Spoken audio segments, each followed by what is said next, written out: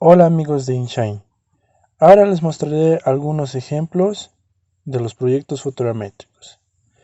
El primero consiste en un vuelo con dron de un área urbana de la ciudad de La Paz.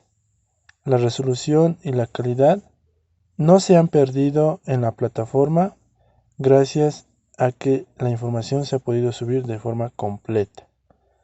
Consta de una ortofoto y de un DEM, el cual lo hago público para mis estudiantes.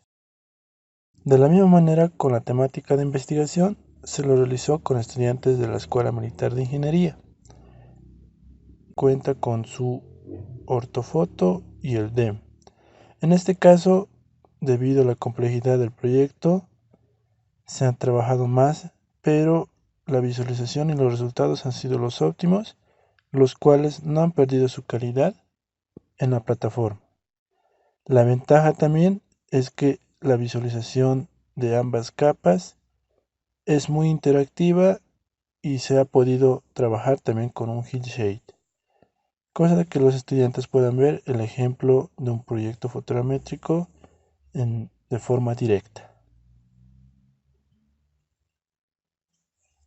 Por último, este proyecto consta de procesamiento fotogramétrico en la nube, a partir de datos de una cámara multiespectral, una cámara Leica RCD30, el cual con su banda infrarroja permite hacer un análisis y sacar mapas NDVI.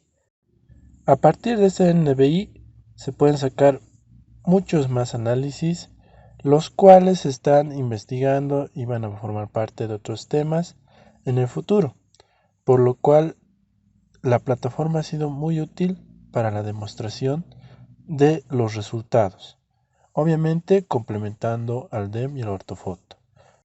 Muchas gracias y hasta la próxima.